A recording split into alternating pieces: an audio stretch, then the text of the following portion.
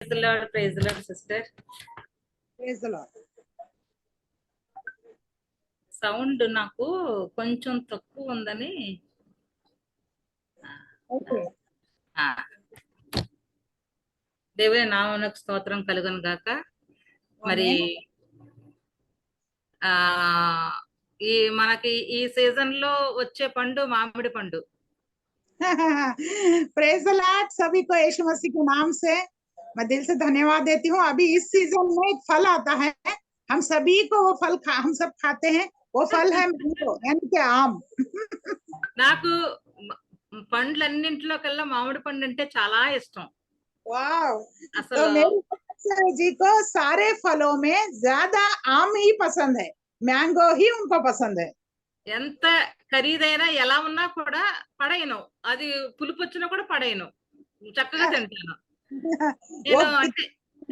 वो कितना महंगा भी रहे, वो कितना खट्टा मीठा जैसा भी रहे, चटकरा भी रहे, तो वो खाएंगी खाएंगी छोड़ेंगे नहीं. అంటే నేను ఎందుకు గుర్తు చేసుకున్నానంటే ఈ మీ ఈ సహవాసం నాకు మామిడి పండులా అనిపిస్తుంది నాకు. हाँ, इसलिए उन्होंने आम का मतलब हमको ऐसा बताया, क्योंकि ये जो फेलोशिप में जुड़ना है, अपने जो जूम ग्रुप में जुड़ना, उनको आम खाने के बराबर है, उनको उतना पसंद है. आमेन. Thank you. ఆమేన్. అందరూ నన్ను ఎంత సంతోషంగా ఆహ్వానిస్తారో మీ యొక్క కుటుంబంలోనికి. నేను కూడా ప్రతి ఒక్కరి ఫేస్ చూడడం నాకు అంత ఆనందం అనిపిస్తా ఉంటది నాకు. దేవునిలో అసలు మనం ముఖముఖాలు చూసుకోలేదు, మనకు తెలియదు, అయినప్పటికీ కూడా ప్రతి ఒక్కరూ నా కుటుంబ సభ్యుల్లాగానే నేను ఐ ఫీల్. आमीन. Praise the Lord. उनको इतना अच्छा लगता है, हमारी ग्रुप के जो बहनें उनका जब स्वागत करती हैं, जब ग्रुप में जो बहनें जुड़ती है वीडियो खोल के, जब उनका चेहरा मैं देखती हूँ, मुझे इतना अच्छा लगता है कि एक परिवार में है. ऐसे मैं क्यों बता रही कि मैं अभी तक आप लोगों को देखी नहीं हूँ, आप लोग मुझे देखे नहीं है, लेकिन मैंने भी नहीं देखा मेरी मदर सिस्टर को, वो भी नहीं देखे हैं मुझे. लेकिन क्या है, हम एक को एक जब जूम में देखते हैं तो एक परिवार जैसा हमको महसूस होता है, एक आनंद होता है. इसीलिए जूम में सभी लोग वीडियो खोल के बैठे.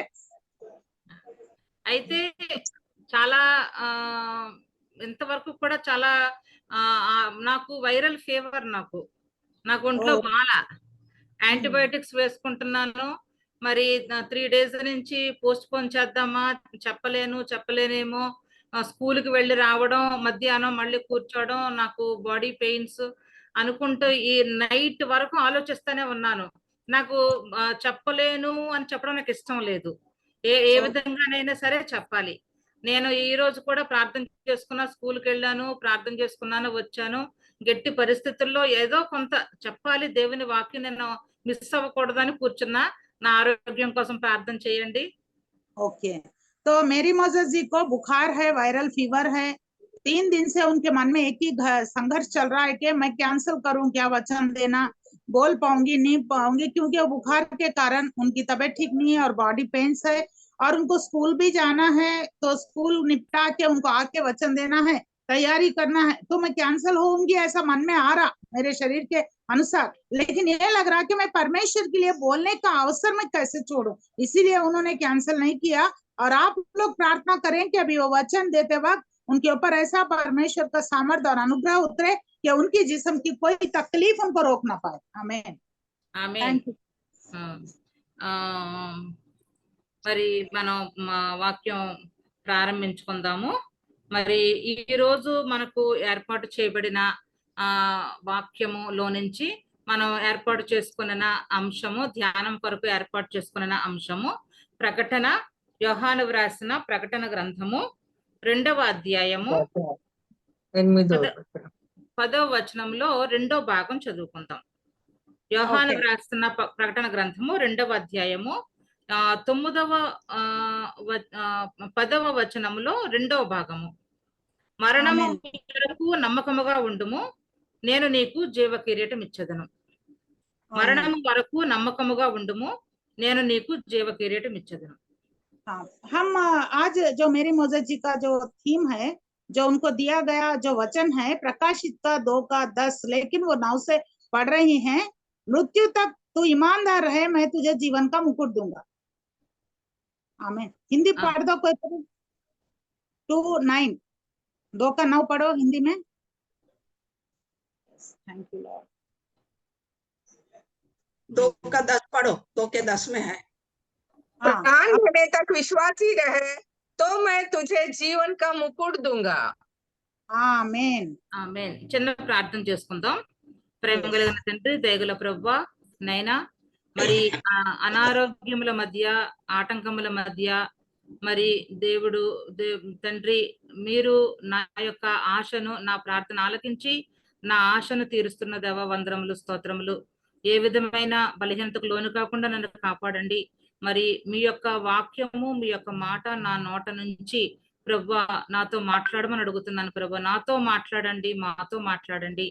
నేను మా స్వంత మాటలు కాదు గాని ప్రభువా, మరి మీరు మా చేతిలో ఉంచిన ఈ జీవ గ్రంథము, మా చేతిలో ఉంచిన ఈ పరిశుద్ధ గ్రంథము మరి మరి మమ్మలను వెలిగిస్తూ మేము అనేక మందిని వెలిగించడానికి, మరి మీ యొక్క బిడ్డలు పడుతున్న శ్రమ, మరి జరీనా సుల్తానా గారు గాని, మరి ఛాయా సిస్టర్ గాని, మరి ఎంతో మంది పడుతున్న ఈ అనర్గళమైన ఈ మరి ఈ శ్రమలో ప్రభువా, మరి వారు చేస్తున్న సేవను మరి మేము జ్ఞాపకం చేసుకుంటూ నైనా, మరి మేము కూడా మాకు తోచిన విధంగా మరి మా యొక్క ఆశను మేము మీ యొక్క సన్నిధిలో సేవ చేయాలనే దృక్పథంతో ముందుకు సాగిపోతూ ఉంటుండగా నైనా, మాకు కావలసిన శక్తిని అనుగ్రహించి నైనా ప్రోగ్రాం అంతటిలో ఆది నుండి అంతం వరకు ఏ విధమైన ఆటంకము లేకుండా ప్రభువా, మేమందరము కొద్దిసేపు వాక్యమును ధ్యానం చేయడానికి సహాయం చేయమని యేసు పరిశుద్ధ నామమున బ్రతిమలాడి వేడుకొంచున్నాను తండ్రి. ఆమేన్. ఆమేన్. Praise the lord. ఈ రోజు మనకు ఇవ్వబడిన ఈ సంఘము రెండవ సంఘము స్మరణ. जो कलीसिया मुझे दी गई है, ये जो प्रकाशित के 7 कलीसियाओं में से वो दूसरी कलीसिया है, स्मुर्ना है कलीसिया। స్మరణ ఇక్కడ మనకు తెలుసు, మనం ఎప్పటి నుంచి చదువుతూ ఉంటాము. యోహాను వ్రాసిన ప్రకటన గ్రంథంలో 7 సంఘాలు ఉన్నాయి. 7 సంఘాలలో మనకి ఇవ్వబడింది ఈ రోజు ధ్యానం కొరకు ఇవ్వబడింది రెండవ సంఘము. ఒక్కసారి మనము 7 సంఘాలు చూద్దాము. యోహాను వ్రాసిన हम सब ये यूहन्ना के लिखी हुई प्रकाशित में 7 कलीसियाओं को भी हम देखने जा रहे हैं। पहले हम वचन में जाने से पहले जो मुझे दी गई है वो दूसरी कलीसिया है, लेकिन पूरी कलीसियाओं को मैं एक बार आपको दिखाना चाहती हूँ। మొదటి అధ్యాయము, ప్రకటన గ్రంథము మొదటి అధ్యాయము మనం ఒక్కసారి 11వ వచనంలో చూస్తే ప్రకాశిత 7 సంఘాలు చూడవచ్చు. Ephesus, Smyrna, Pergamum, Thyatira, Sardis, Philadelphia, Laodicea. ఇవి 7 సంఘాలు. 7 సంఘాలు మనం చాలా సార్లు మనం ధ్యానం చేస్తూ ఉంటాం. ఈ రోజు మనం చూద్దాం రెండవ సంఘము ఏమిటి, మరి దానికి ఉన్న పేరేమిటి, లేకపోతే దానికి ఆ సంఘమునకు దేవునికి ఉన్న సంబంధము, మరి ఆ సంఘము గురించి యోహాను ఏ విధంగా రాస్తున్నాడు, మరి దేవునితో సంఘమునకు సంబంధము, దేవునితో మనకు గల సంబంధము మనం ఈ రోజు ధ్యానం చేద్దాం. Praise the Lord. तो हम आइए, ये 7 कलीसियाओं को अगर एक ही बार में आप देखना है तो प्रकाशित के 1:11 में है, जो सिस्टर जी ने पढ़ दिया। अभी हिंदी में हम नहीं पढ़ेंगे, आप लोग बाद में पढ़ लेना, लिख लेना।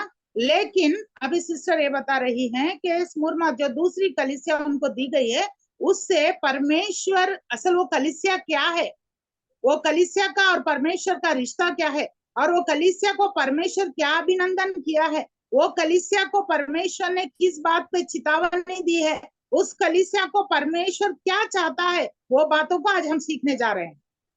ఇక్కడ ఈ 7 సంఘాలు ఒక్కసారి మనం చదివాము.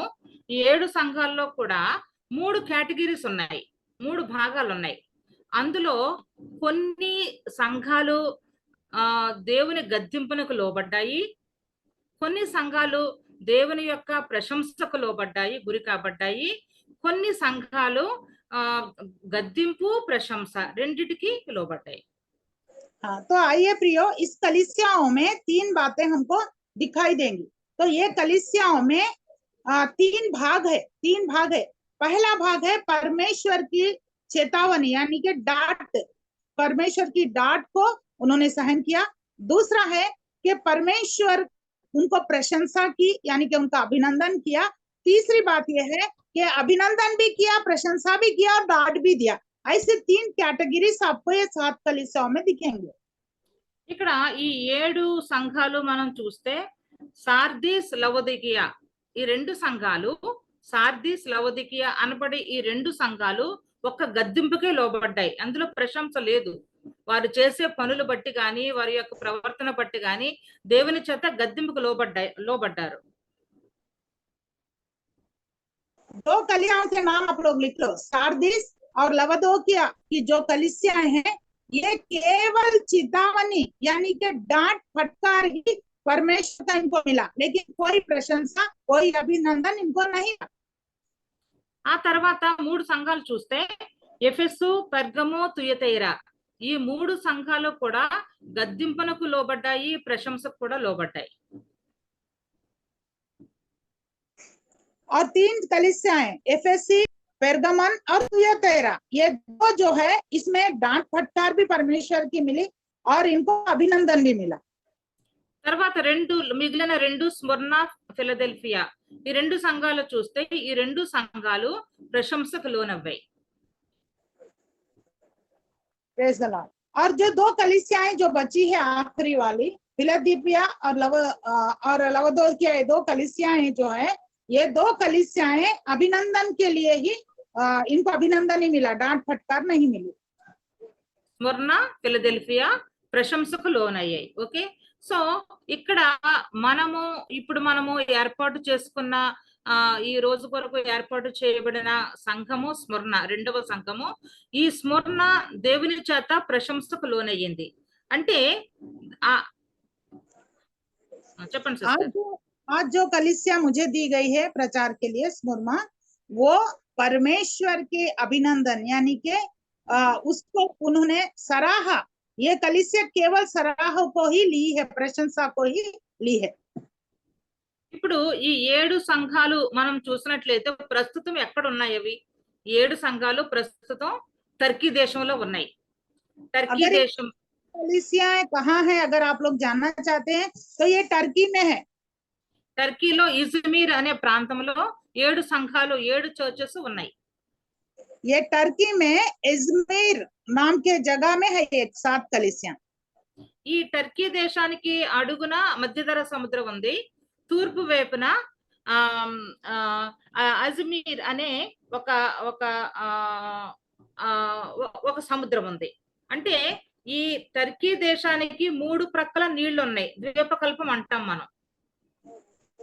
ये क्या है? एक द्वीप है, द्वीप के जैसा है इज्मीर। 3 तरफ भी इसको पानी है, तो हिंदू महासमुद्र है और इधर भी अलग, एक तरफ भी समुद्र है, दूसरे तरफ भी समुद्र, यानी कि 3 तरफ भी पानी ही है। एक द्वीप के जैसा ये बीच में बना हुआ है। ఈ స్మరణ మనకి ఈ టర్కీ దేశానికి సముద్రానికి ఎడ్జుకు ఉందన్నమాట. ఈ స్మరణకు కొంచెం దూరంలో ఒక దీవి ఉంది సముద్రంలో. ఆ దీవి పేరు పద్మస్. हाँ, ये स्मुरमा का जो कलीसिया है वो समुद्र के एकदम किनारे है और उसके बाजू एक द्वीप है। वो द्वीप जो है वो है, हमको पद्मास कहा जाता है। పద్మస్ ద్వీపంలో ఉండి యోహాను మరి పరవాసిగా ఉండి మరి 7 సంఘాల గురించి, 7 చర్చెస్ గురించి ఏ విధంగా హెచ్చరిస్తున్నాడో, ఏ విధంగా మనకు సమాచారం ఇస్తున్నాడు మనం ఇందులో తను రాసిన ప్రకటన గ్రంథంలో మనం చదువుతున్నాం. हाँ, तो योहन्ना हमारे जो थे ना, जो किताब लिखी, प्रकाशित की, उन्होंने पद्मास के द्वीप में ही रह के उन्होंने इस 7 कलीसियाओं के बारे में लिखा। वो जगह वहां पे है। ఇప్పుడు రాసిన ఈ రెండవ సంఘము స్మరణ. స్మరణ అంటే అర్థం ఏంటంటే దానికి 2 పేర్లు ఉన్నాయి. ఒకటి ఏమంటామంటే దాన్ని చర్చ్ ఆఫ్ పర్సిక్యూషన్, అంటే శ్రమలకు గురవుతున్న సంఘము. इसके 2 मतलब है स्मुरमा के। एक पहला उसका अर्थ है परिश्रम से गुजरने वाली कलीसिया। శ్రమలకు గురి కాబడుతుంది, శ్రమలకు, నిందలకు పాలవుతుంది. అటువంటి ఒక పేరు. ఇంకొక పేరు మిర్. మిర్ అంటే గోళము. दूसरा भी नाम है इसका मीर। मीर का मतलब एक गोल गोल है, क्या बोलते दीदी इसको? लोबान గోళము. हाँ? लोबान लोबान लोबान। గోళము అంటే మనకి యేసుక్రీస్తు జన్మించినప్పుడు మన జ్ఞానులు తీసుకుని వచ్చారు బంగారము, సాంబ్రాణి, బోళము. yes బోళము. బోళము అంటే అది యాక్చువల్ గా ఒక సుగంధ ద్రవ్యము. మరి ఎప్పుడైనా సుగంధ ద్రవ్యము మరలా ఒక మెడిసిన్ లాగా పనిచేసే సుగంధ ద్రవ్యము.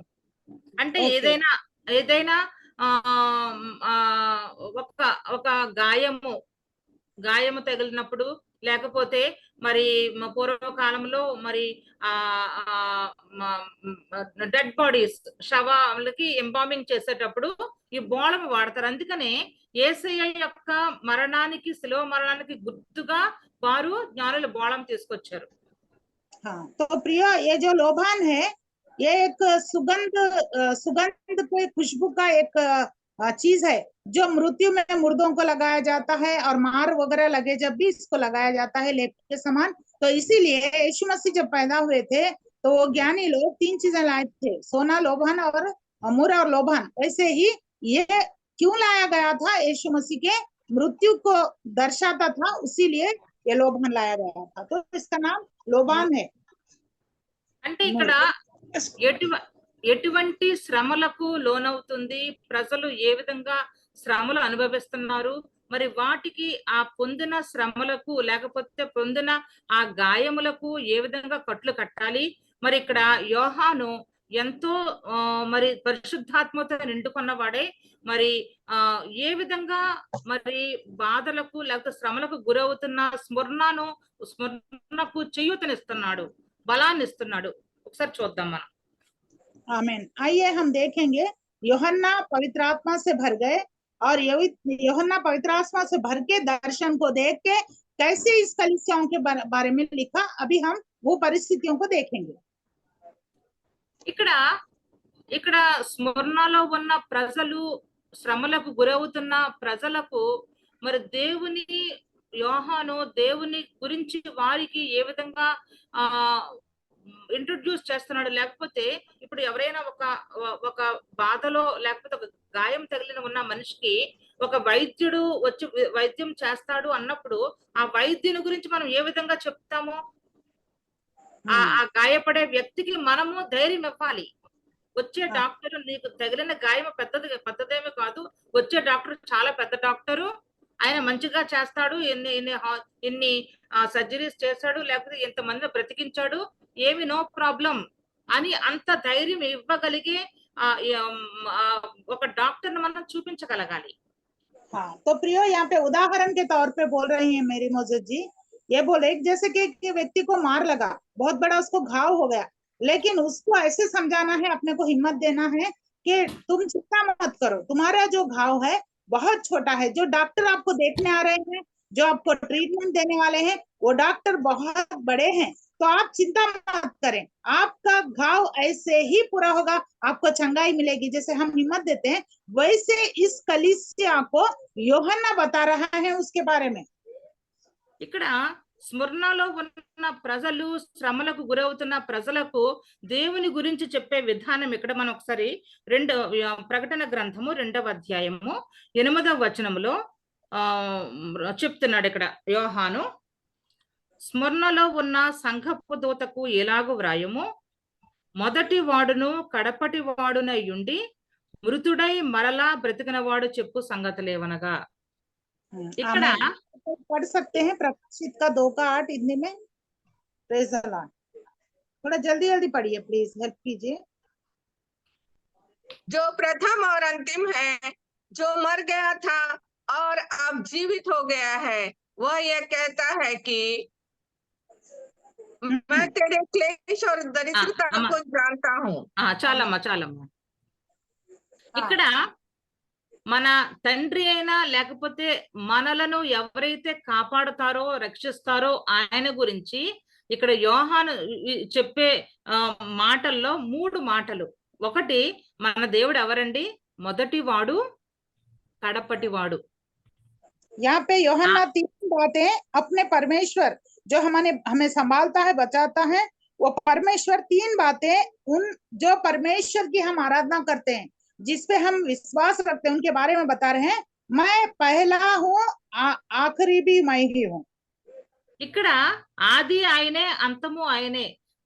మరి మనము ఎప్పుడో వస్తాం, ఎప్పుడో వెళతాం. మొదట ఉండము, ఆఖరు ఉండము.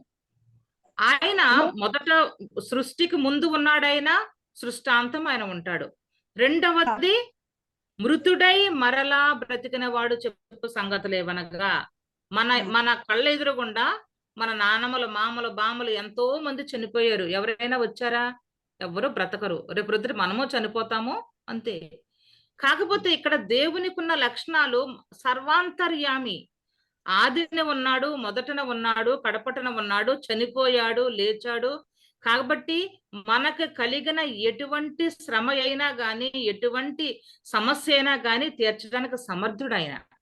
आमीन। यहाँ पे वो 3 बातें उनके बारे में बता रहे। पहले मैं आदि अंत हूँ, मैं ही प्रारंभ हूँ और अंत हूँ। ये बात अब देखो, हम लोग हैं, आज जिंदा है, फिर मर जाते, ना पहले थे ना अंत में रहेंगे। लेकिन यहाँ पे जो शुरू से सारी कायनात, सारी रचना से पहले जो था वो आदि, और अंत में जो है वो परमेश्वर का, जैसे वो रेफरेंस दे रहा है, शुरू से लेके आखिरी तक रहने वाला परमेश्वर। और दूसरे पॉइंट में वो मृत्यु हो गया लेकिन फिर भी जी उठा। अभी देखो हमारे नानियां, दादियां, अपने अगुवाएं, लीडर मर गए, फिर जी नहीं उठे, लेकिन यीशु मसीह मृत होके भी जी उठने का एक रेफरेंस उनके बारे में यूहन्ना दे रहे हैं। మనం ఎంత అదృష్టవంతులు. మన దేవుడు అటువంటి దేవుడు. మొదట ఆది అంతము, చనిపోయి లేచిన దేవుడు. మరి ఇటువంటి గొప్ప దేవుడిని కలిగి ఉన్న మనము ఎందుకు భయపడాలి? ఎన్ని శ్రమలు వచ్చినా, శ్రమలు వస్తాయి, ఎన్ని శ్రమలు వచ్చినా, ఎన్ని కష్టములు వచ్చినా మన దేవుడు ఇటువంటి దేవుడు కాబట్టి మనం ఏ విధంగానూ భయపడని అవసరం లేదు. तो प्रियो, हम देखो कितने आशीषित लोग हैं। हमारा जो परमेश्वर आदि में है, अंत में है, और हमारा परमेश्वर जो मृतक होके भी फिर से जी उठा। वैसे परमेश्वर की आराधना करने वाले हम लोग, वैसे परमेश्वर की आशीष स्वर्ग को प्राप्त करने हम लोग बहुत धन्य हैं। మరి ఇప్పుడు ఆయన ఏం చెప్తున్నాడు? ఇటువంటి దేవుడు మనకున్నాడు. ఈ దేవుని గురించి అక్కడ యోహాను ఇటువంటి దేవుని గురించి ఆ స్మరణ ప్రజలకు చెప్పాడు. మరి ఇప్పుడు దేవుడు వచ్చి, దేవుడైన తండ్రి ఏం చెప్పాలి? దేవుని ఇప్పుడు మనం చూద్దాం. దేవుడు ఏ విధంగా తన యొక్క మాట, లేకపోతే తన ప్రజలను ఏ విధంగా కాపాడుతున్నాడు, తన ప్రజల కొరకు ఏం మాట్లాడుతున్నాడు, ఏమి చేయడానికి వస్తాడైనా, మరి ఏ విధంగా కాపాడుతాడు ఒకసారి చూద్దాము.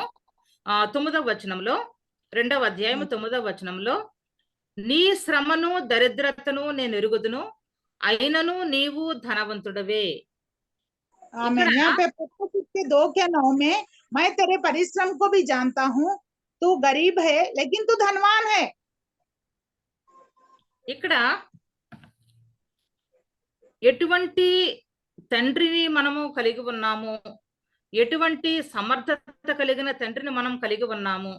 మనకు తెలుసు, అగ్నిగుండములో షడ్రక్, మేషక్, అబేద్నెగోలతో పాటు ఆయన ఉండి వారిని బ్రతికించిన దేవుడు. సింహాల బోనుల్లో సింహముల నోరు మూయించి మరి తన బిడ్డను రక్షించుకున్న దేవుడు. మరి అటువంటి దేవుడు మన దగ్గరికి వచ్చినప్పుడు మన యొక్క పరిస్థితి చూసి ఏమంటాడైనా? మనము భయపడొచ్చు, లేకపోతే మనము మరి మనలను మనము అసహ్యించుకోవచ్చు. ఆయన ఏమంటున్నాడైనా? నీ శ్రమను దరిద్రతను నేను ఎరుగుదును, నాకు తెలుసు. నీవు అందుకే ఇప్పుడు స్మరణకు ఇచ్చిన పేరు శ్రమల సంఘము, శ్రమలకు లోనైన సంఘము. ఆ శ్రమలలో తమ యొక్క సమస్తమును కోల్పోయి అణకువతో మరి ఆ స్వభావం కలిగిన ఆ సంఘము ఒక పేదరికంలో గాని, ఒక దరిద్రంలో గాని ఉన్నప్పటికీ కూడా అది లోకము మట్టుకే. దేవుని దృష్టిలో దేవుడు ఏమంటున్నాడు? ఆయన నీవు ధనవంతుడవు, నువ్వేమి భయపడొద్దు, ఏమి బాధపడొద్దు. నువ్వు దరిద్రంలో ఉన్నావు, నీ పేదరికంలో ఉన్నావు, లేకపోతే నీ శ్రమల్లో ఉన్నావు, బాధపడొద్దు. నేను నీ దగ్గర ఉన్నాను, నేను నీ దగ్గరకు వచ్చాను, నీవు ధనవంతుడవే. అంత ఆమేన్. గొప్పగా ప్రేమించే తండ్రి మన తండ్రి. आमीन। हमारा जो पिता परमेश्वर है वो जैसे शद्रक मेशक अबेदनगो आग के झील में उनको आग के इसमें डाल दिया गया था, तो उसमें भी उनके संग्रह के उनको बचाए। और हमारा परमेश्वर पिता ऐसा है कि हमको हर परिस्थितियों में प्रोटेक्ट करने वाला है। और हमारा परमेश्वर पिता वो है जो हमको ये कहता है कि तुम लोग गरीब हो लेकिन तुम कमजोर हो, पैसा कम है तुम्हारे पास लेकिन तुम धनवानी हो, बोल के तुम्हारा पिता, तुम्हारा परमेश्वर, आपका परमेश्वर, मेरा परमेश्वर यहाँ पे हमको प्यार से वो बातें बता रहे हैं। మనం ధనవంతులం ఎలాగయ్యాము? మన తండ్రి ధనవంతుడు కాబట్టి, మన తండ్రి రాజాధిరాజు కాబట్టి, మనము ఆయన బిడ్డలుగా చెప్పుకుంటున్నాము కాబట్టి మనము ధనవంతులమే. మరి ధనవంతులం हम लोग कैसे धनवान बने प्रियो? हम तो गरीब है, वो है, ये है, वही समझ ले रहे हैं ना परिस्थितियां, लेकिन परमेश्वर धनवान है, हमारा पिता धनवान है, राजाओं का राजा है, प्रभुओं का प्रभु है, तो उसकी संतान हम है, तो हम भी धनवान है।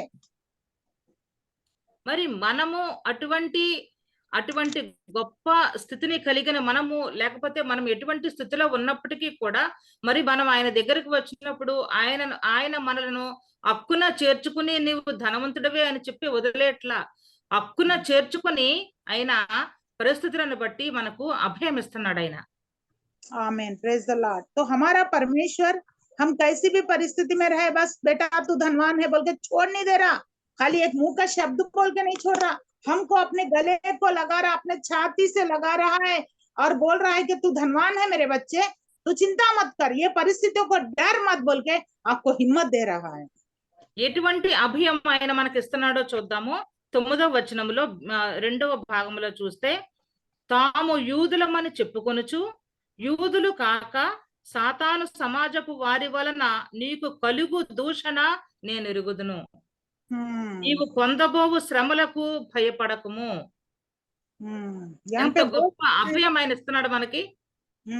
प्रकाशित के 2 के 9 के दूसरे भाग में कि तू यहूदियों से बहुत परिश्रम ले रहा है बेटा, लेकिन तू जो लेने वाला है, तू जो तेरे को जो गिफ्ट मिलने वाला है, तेरे को आने वाले दिनों में जो मिलने वाला है वो बहुत ज्यादा है, तू हिम्मत मत हार, तू धनवान है, बल्कि वहां पे हमको बोल रहे हैं परमेश्वर।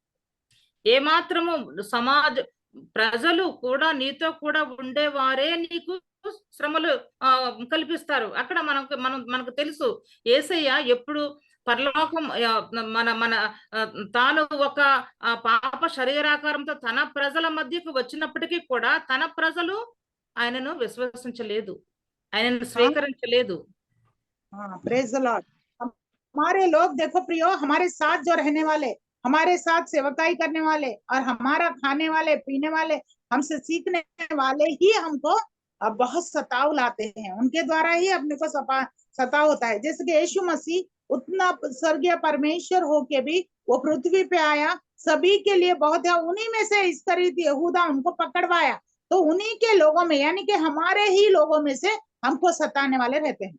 ఎటువంటి ఎవరి దోషణ మాటలకు ఏమీ లోబడొద్దు, లేకపోతే ఎటువంటి శ్రమలకు, పొందబోయే శ్రమలకు భయపడొద్దు. ఎందుకు పొందుతాం శ్రమలు? శ్రమలు ఎందుకు వస్తున్నాయి మనకు? మనం ఎప్పుడైతే నిజాయితీగా ఉంటామో, ఎప్పుడైతే మంచిగా ఉంటామో, దేవుణ్ణి నమ్ముకుని దేవునిని ఆరాధిస్తూ దేవుని బిడ్డలుగా చెప్పుకుంటున్న ప్రజలు ఎంతమంది నిజాయితీగా ఉంటున్నారు ఈ రోజుల్లో? మరి వాళ్ళకి ఎందుకు శ్రమలు ఉండవు?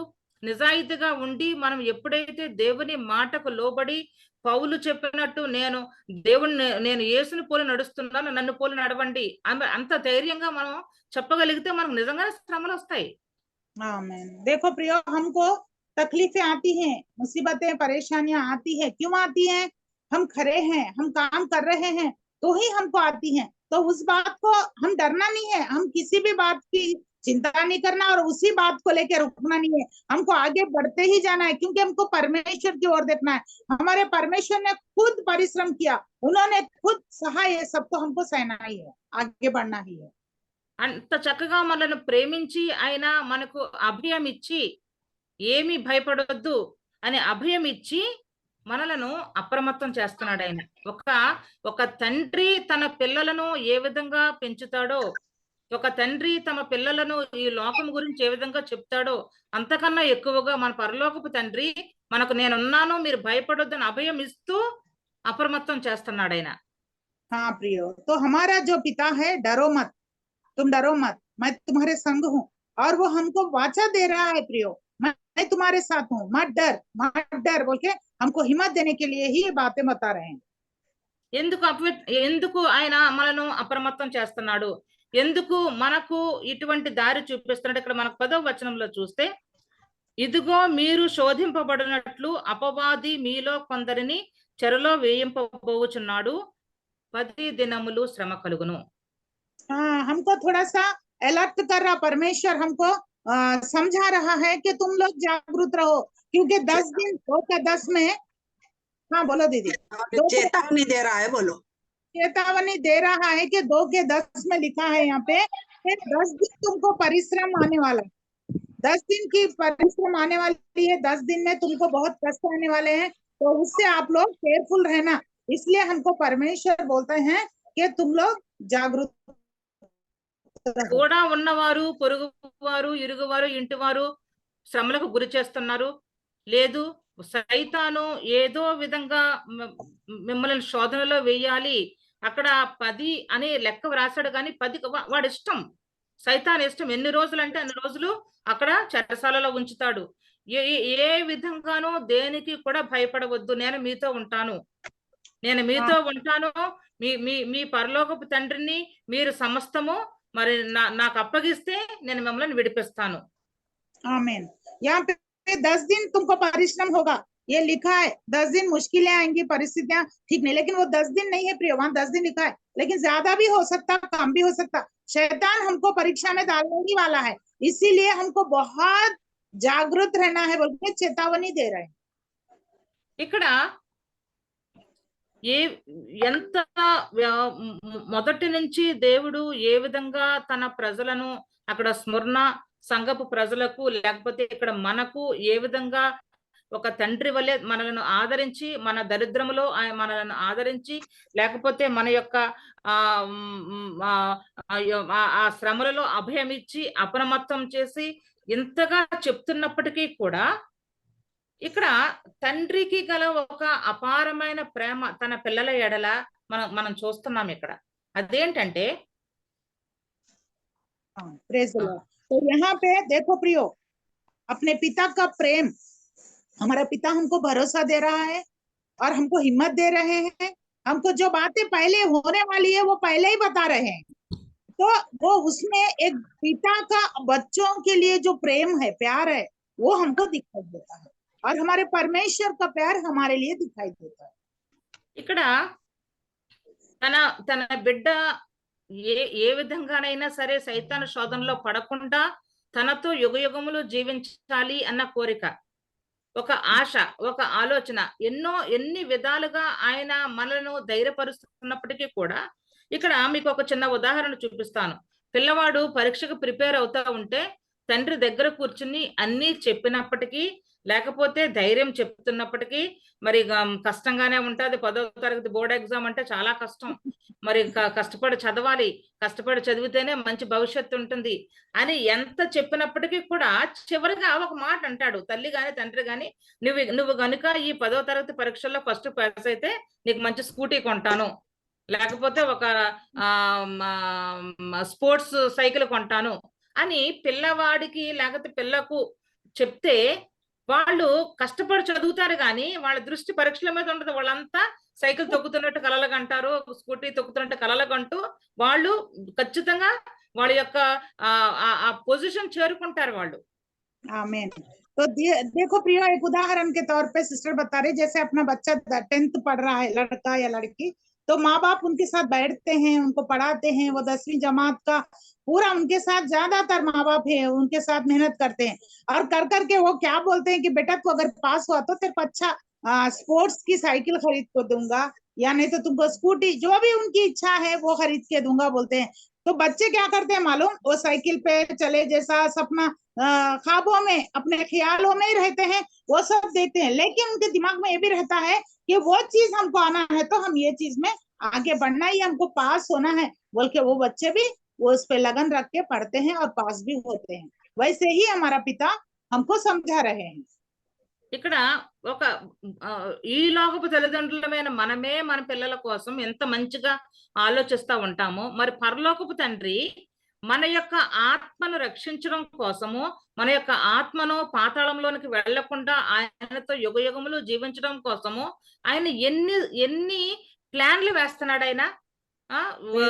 సొంత వాళ్ళు వదిలివేసిన సైతాను ఒక ఎన్నో రోజులు మరి జైల్లో శోధనలో పడవేసినా కూడా ఏమి భయపడొద్దు అని చెప్తూ ఆయన ఒక ఆశ చూపిస్తున్నాడు మనకి. ఇక్కడ 10వ వచనము చివరిలో, మరణము వరకు నమ్మకముగా ఉండుము, నేను నీకు జీవ కిరీటం ఇచ్చదను. అది తండ్రి అయిన దేవుడు మనకు చూపించే ఒక ఆశ. ఇన్ని చేసినా మనం ఏమనుకుంటాం, ఎంత ఇన్ని చేసినా అక్కడ మన దృష్టి అంతా ఆ జీవ కిరీటం మీద ఉంటది. ఆ జీవ కిరీటం పొందుకోవడం కోసం ఎన్ని శ్రమలైనా భరిస్తాం.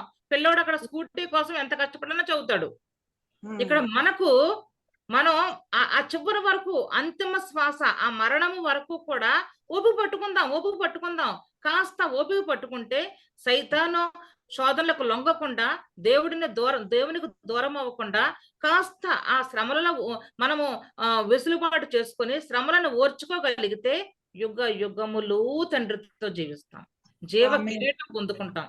Praise the lord. हमारा पिता परमेश्वर, देखो प्रियो, हमको इस दुनिया की परिश्रम है, मुश्किलें हैं, तकलीफ है, शैतान हमको जेल में डाल रहा, परीक्षाओं में डाल रहा, बहुत सारे, लेकिन हमारे पिता का प्रेम देखो प्रियो, जैसे वो हमको स्वर्ग के लिए चुना है और युगानुयुग हमें ये संदेश दे रहे हैं, वो भरोसा दे रहे हैं। जैसे एक बाप ने वो 10वीं जमात पास हुए तो एक स्कूटी खरीद के देता, बेटा तेरे को बोले जैसा, यहाँ पे प्रकाशित के 2:10 में, तू मरने तक विश्वास योग्य है, तुझे जीवन का मुकुट दूंगा। जीवन का मुकुट हमको बता रहा है, जैसे बच्चा 10th में पास करके जैसे स्कूटी लिया, वैसे हमको जीवन का मुकुट लेना है। ये परीक्षाओं में हमको सफल होना ही है, ये परीक्षाओं में हमको परमेश्वर से दूर होना नहीं है। మన కోసం ఇంత ఈ విధంగా ఆలోచించి మన తండ్రి మనం ఏ విధంగా ఈ లోకములో మరి పాటలు పాడుతూ దేవుని స్తుతిస్తూ దేవుని యొక్క సన్నిధిలో మనం ముందుకు సాగిపోతున్నామో, మరి మన యొక్క అంతిమ శ్వాస వరకు కూడా ఆ విధంగానే సాగిపోవాలి. ఆ సాగిపోతేనే మరి మన తండ్రితో మనము యుగయుగములు జీవిస్తాము అన్న తండ్రి యొక్క ఆశ. आमीन। तो प्रियो, अभी बहुत परीक्षाएं होंगी, आप लोगों को तकलीफें होंगी, मुश्किलें होंगी, अच्छे भी होंगे, बुरे भी होंगे, आने वाले भी होंगे, लेकिन उस सब में परमेश्वर आपको छुड़ाएगा। ये पहला वाचा है। दूसरा, वो अपने साथ युगानुयुग रखने वाला है और जीवन का मुकुट देने वाला है। तो इस 3 बातों को आप ध्यान में रखते हुए हर आपके सामने जो भी चैलेंज आएगा, जो भी आपके सामने चुनौती आएगी, उसमें आपको पार करना है और परमेश्वर के राज तक आपको ईमानदारी से विश्वास योग्य रहना है। మన చోట మనము శ్రమలు చూస్తున్నాము, మన ముందు జీవ కిరీటం చూస్తున్నాము. మరి ఇక్కడ ఈ శ్రమలను మనము కాదు అనుకుంటే, ఇక్కడ భూలోకంలో కిరీటాలు వస్తాయి మనకి. ఆ భూలోకంలో ఉన్న కిరీటం మనలను యేసే దగ్గరకు తీసుకువెళ్ళదు, యుగ యుగములు జీవించలేదు. మనం చచ్చిపోతే మన కిరీటం కూడా చచ్చిపోద్ది. మరి జీవ కిరీటం ఎప్పుడైతే పొందుకుంటామో అది మన మన మన మన మన శరీరములో జీవాన్ని నింపుతూ, ఆ జీవము గల చోట, ఎక్కడైతే జీవముందో జీవము గల ప్రతి చోట మనలను జీవింప చేస్తూ యుగ యుగములు సంతోషంతో ఉండడానికి మనకు అవకాశం కలుగుతుంది. आमीन। देखो प्रियो, ये जीवन का मुकुट है। ये जीवन का मुकुट इस कलीसिया को क्यों बता रहा मालूम परमेश्वर? वो जीवन का मुकुट में जीवन है। अगर हम जयवंत नहीं हो गए, हम बीच में ही मर गए, तो हमारा मुकुट भी खो देते हम लोग। लेकिन हमको जीवन का मुकुट पाने तक हमको दौड़ लगानी है और उस मुकुट को लेना। जहां वो रखा है जीवन का मुकुट, उस जगह में जीवन ही जीवन है। वहां पे मृत्यु नहीं है, वहां पे दुख नहीं है, वहां पे आंसू नहीं है प्रियो। उस जगह जो मुकुट है, वो मुकुट को हमको लेना है। अगर हम मर गए तो जीवन चले गया, तो जीवन का मुकुट भी खो देते हैं। तो हमको मुकुट लेना है, जीवन में दौड़ लगाना है।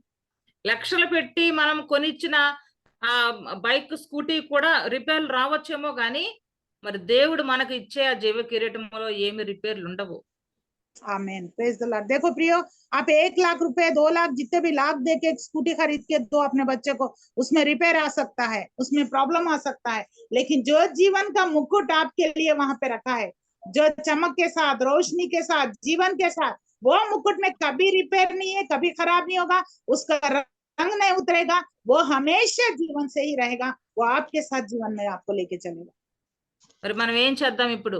యేసయ్య ఇన్ని స్టెప్స్ వైజ్ యేసయ్య మనకు ఒక ప్రణాళిక ఇచ్చారు. ప్రణాళిక క్రింద బహుమానం కూడా పెట్టారు. మరి యేసయ్య మరి ఏం చేద్దాం? ఏం చేయాలి మనం?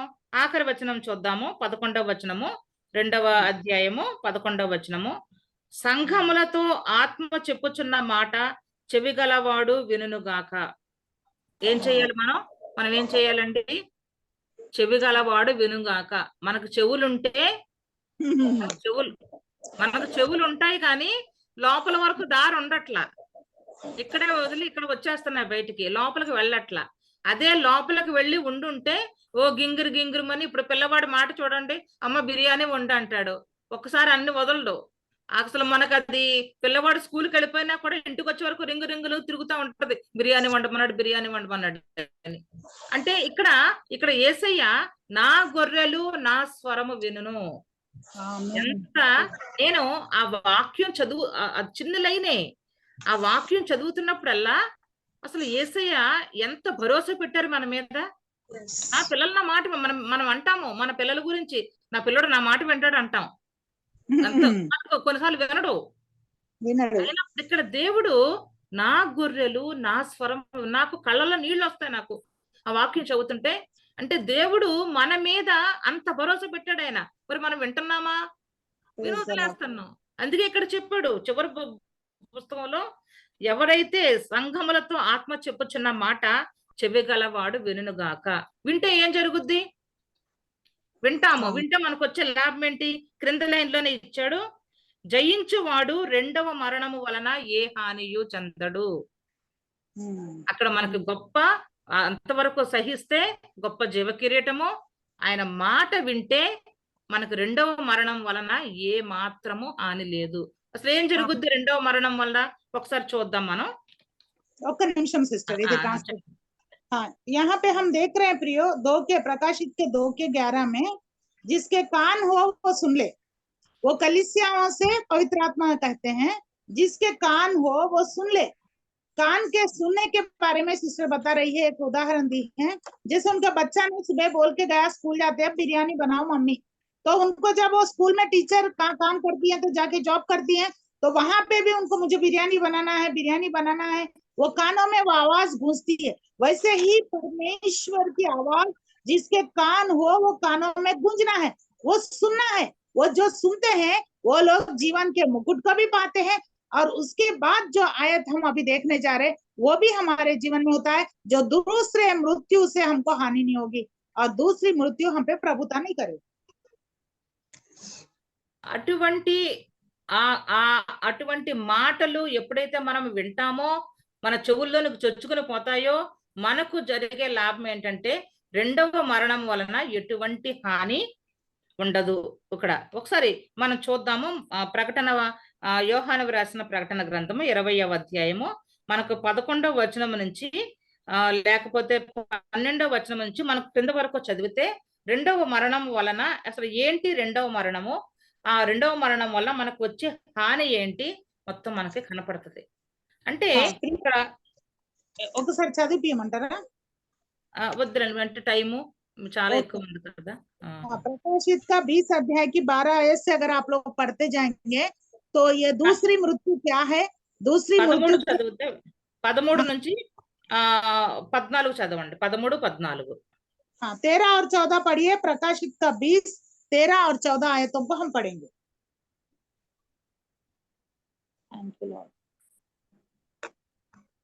समुद्र ने उन मरे हुओं को जो उसमें थे दे दिया, और मृत्यु और अधोलोक ने उन मरे हुओं को जो उनमें थे दे दिया, और उनमें से हर एक के काम के अनुसार उनका न्याय किया गया।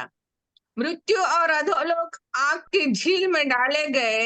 यह आग की झील दूसरी मृत्यु है। ओके, సో ఇక్కడ అంటే మనలను ఎన్ని విధాలుగా మనలను కాపాడాలో, ఎన్ని విధాలుగా మనలను ఆయా బంధకాల నుండి విడిపించి ఆయనతో తన బిడ్డగా మరి యుగయుగములు జీవింప చేయడానికి ఆయన పడే ప్రణాళిక మరి ఎప్పుడైతే మనము ఆచరిస్తామో, మనం వింటామో ఆచరిస్తామో, ఆయనతో పాటు యుగయుగములు జీవించగలము. స్మరణ అనే పేరుకే మరి ఒక శ్రమలకు లోనైన సంఘము. అటువంటి ప్రతి ఒక్కరము ఇప్పుడు అదే పరిస్థితిలో ఉన్నాం. మనం శ్రమలకు లోనే, ఏదో విధమైన శ్రమలు ఎక్కడ చూసినా శ్రమలకు లోనైన మనము మరి ఏ విధంగా మరి తండ్రి ఏ విధంగా ఆయన ఒక ప్రణాళిక ప్రకారము మనలను దగ్గరకు చేర్చుకుని, మనము దరిద్రంలో ఉన్నప్పటికీ లేకపోతే మనం శ్రమలలో ఉన్నప్పటికీ కూడా ఆయన వాటిని ఏ విధంగానో కూడా మరి తీసుకోకుండా మనము ధనవంతులుగానే, ఎందుకంటే ఆయన ధనవంతుడు కాబట్టి స్వీకరించి మన దరిద్రతను ఆయన ప్రేమించి మనకు ఒక అభయం అనుగ్రహించి, అభయములో మనను అప్రమత్తంగా చేసి మళ్ళీ మనకు ఒక జీవ కిరీటం అనే ఆశను చూపించి, ఏ విధంగానైతేనో మన ఆత్మ నరకంలోనికి వెళ్ళకూడదు, మన ఆత్మ పాతాళంలోనికి చేరకూడదు, మన ఆత్మ మరి నాశన కోపంలోనికి వెళ్ళకూడదు. మరి అంతగా శ్రమపడిన, అంతగా మన కోసం ఆలోచించి భూలోకానికి వచ్చిన ఆయన మాటలోను మరి మనం ఆలకిందామా? మరి ఆలకించి మన యొక్క ఆత్మను పాతాళంలో నుండి బయటకు రప్పించి యుగయుగములు తండ్రితో జీవింప చేసుకోవడానికి మరి మనం ఒకసారి మన చెవులను శుభ్రం చేసుకుందాము, ఆయన మాటను స్వీకరిద్దాం. దేవుడు తన పరిశుద్ధ వాక్యం దీవించును గాక. यहाँ पे सिस्टर अंत में बोल रही है, ये सब का निचोड़ एक ही बात में वो बोल दी है कि स्मुरमा कलीसिया जो है वो अभी की कलीसिया सेम है प्रिय। अभी की भी जो कलीसियाएं हैं अपनी, वैसी ही परिश्रम में है, वैसे ही कष्टों में है, वैसे ही मुश्किलों में है। लेकिन जैसे वो कलीसिया को परमेश्वर पिता ने अपने छाती से लगाया और उनसे प्यार किया और उनको जीवन का मुकुट मैं दूंगा भरोसा दिया, और तुम्हारे कान को साफ कर लो। हम सब अपने कानों को भी साफ करना है, क्योंकि हमको सुनना है। हमारा भी उद्देश्य वही है कि कलीसियाओं का, हमने 7 कलीसियाओं का टीचिंग या ये टीचिंग हमेशा हम देने का है कि हम सुने, हमारी टीम ऐसी तैयार हो जो स्वर्ग के लिए बने, जो जीवन का मुकुट लिए, जो और परमेश्वर के साथ युगानुयुग रहे और हिम्मत में हर एक प्रॉब्लम में वो आगे बढ़े। उनके साथ वाचा, परमेश्वर का वाचा है, उस बात को हम बोले। और तू गरीब है तो भी, तू कंगाल है तो अभी तू धनवान है, परमेश्वर बता रहा है। तो आज से हम कोई भी अपने आप को गरीब है, मेरे पास ये नहीं है, वो मैं हमेशा बोलते रहती हूँ। कोई भी लोग ये ना बोले कि मेरे पास कुछ नहीं है। अपने पास सब कुछ है प्रियो, हम सब कुछ कर सकते हैं। जो हमें सामर्थ्य देता है वो परमेश्वर में हम सब कुछ करते हैं। तो सिस्टर ने वही बताया कि हमारे को परमेश्वर बचाना चाहता है। सेम स्मुर्ना की कलीसिया ही आज की कलीसिया है। तो ये सारे परिश्रम में हम आगे बढ़े और हम ऐसे बने कि उसके वचन को कानों से सुनने वाले बने। जो पहले ही हमको चेतावनियां मिल रही है अभी, उस चेतावनियों को सामना हम कैसे करें, अपने आप को तैयार कर लें और आगे बढ़े, जीवन के मुकुट को लें और युगान युग यीशु के साथ रहें। प्रभु सबको आशीष दे। Praise the lord.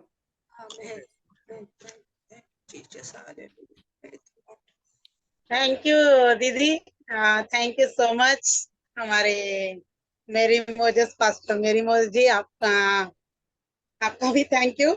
और हमारे जरीना दीदी का भी धन्यवाद करते हैं कि ट्रांसलेट के साथ में भी कम समय में उन्होंने अपने वचन को पूरा किया। तो परमेश्वर का भी धन्यवाद करती हूँ और आप दोनों का भी। और मैं हमारे चाय आंटी है तो मैं उनको समय देना चाहती हूँ। अगर actually thank you very much Moses గారు. చాలా అవసరం ఉన్నవి చెప్పారు. అంటే ఏది जो कुछ जरूरी था, जो जरूरी था वो बातें उन्होंने सब बोल दी। इसलिए मैं ज्यादा नहीं बोलूंगी, सिर्फ 1-2 बातें आपको बताऊंगी कि उन्होंने क्या कहा कि 27 में से गुजर के भी जो मजबूती से खड़ा रहेगा उसी को जीवन का मुकुट मिलेगा। अगर हम मत्ती के सुसमाचार 10वां अध्याय 33 पढ़ते हैं तो उसमें भी परमेश्वर ने क्या लिखा है कि अगर तुम लोगों के सामने मेरा इनकार करोगे तो स्वर्ग में मैं तुम्हारा इनकार करूंगा। वही मतलब यहाँ पर है। Matthew 10 33, it is written that if you deny me in front of the people, I will deny you in the heaven in front of the angels. वही बात यहाँ पर स्मरणा की कलीसिया में है कि उन्होंने उतने सतावे के बावजूद भी परमेश्वर का इनकार नहीं किया, और इसीलिए परमेश्वर ने किसी भी तरीके का दोषारोपण रहित कलीसिया है स्मरणा की कलीसिया, किसी तरीके का दोषारोपण उस पे वहां पर नहीं किया। और ये बात ने हमको बहुत अच्छे से समझाई कि आज की कलीसिया, आज हम भी सतावे में हैं, बिल्कुल सही है, लेकिन परमेश्वर का वाग्दान, परमेश्वर की वाचा हमारे साथ है कि तुम इस सतावे में भी हमेशा हमेशा के लिए यहाँ पर खड़े रहो। और जैसे यहाँ पर एक बात उन्होंने और कही कान के बारे में।